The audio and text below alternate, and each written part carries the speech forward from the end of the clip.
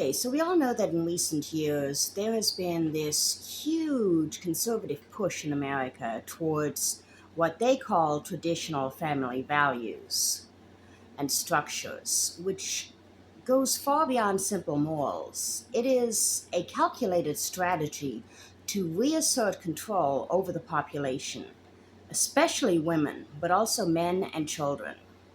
I want to note here that whenever these people in America talk about traditional family values, they always mean white, Western, Christian traditional family values, because to them that's the only type of culture or family that counts.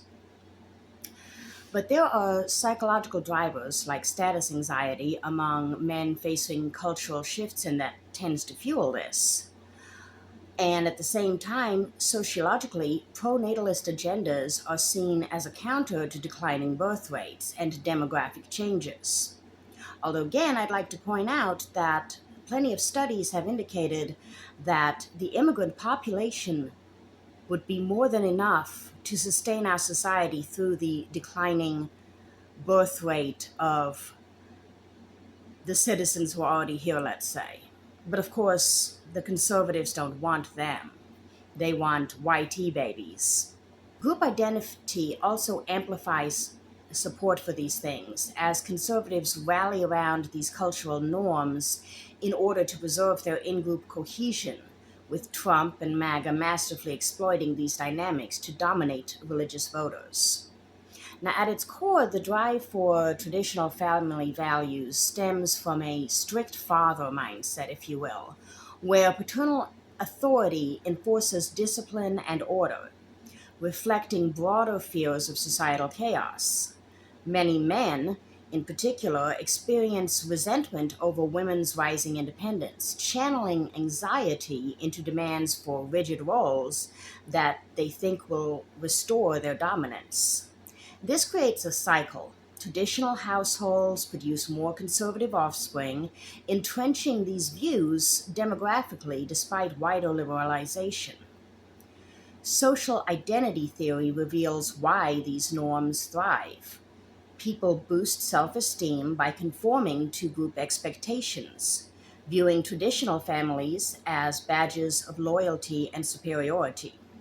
Threats from outgroups like progressive gender policies or changes to gendered expectations in relationships intensify this, turning family structures into symbols of success and superiority to them. Now, in conservative circles, rituals and sanctions reinforce homogeneity, while cultural clashes within families, say between tradition-bound parents and modern youth, spur even fiercer advocacy of traditional values in order to safeguard the sense of collective identity. Donald Trump and MAGA leadership weaponized these factors by framing traditional families as shields against elite-driven decay and immigration-fueled cultural and racial delusion. Trump's rhetoric hammered home parental rights, religious freedom, by which they mean the freedom to oppress other people's religions, and anti-abortion, or as I call it, forced birth stances in speeches to evangelicals and working-class whites, linking family erosion to economic pain. Policies like Project 2025 reproduce restrictions, baby bonuses, IVF boosts, and child tax credits targeted conservative fertility advantages, excluding non-traditional setups to lock in hierarchies, all while stoking fears of population loss. Trump sealed evangelical loyalty through unmatched judicial picks.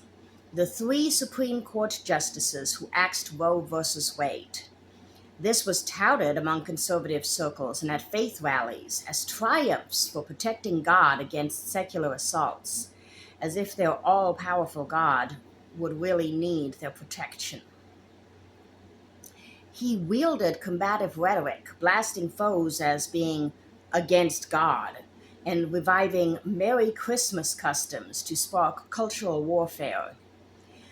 He bolstered Bible holding optics in his posts and press appearances. Executive moves have eroded the Johnson Amendment ban on church politicking, shielded religious objections to abortions or gay marriages, and mixed pro Israel and anti immigration appeals with biblical spins.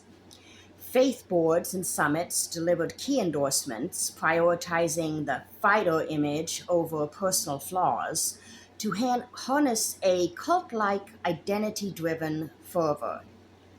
These threads intertwine seamlessly. Psychological status threats morph into sociological bulwarks via group identity, with MAGA channeling them into electoral gold. Evangelicals overlook Trump's inconsistencies because he delivers for them on identity markers: family control, nationalism, dominance, deepening divides and ensuring conservative values outlast fleeting trends. This isn't accidental, it is a potent playbook for the long term control, proving how deftly leaders like Trump turn human instincts into political dominance.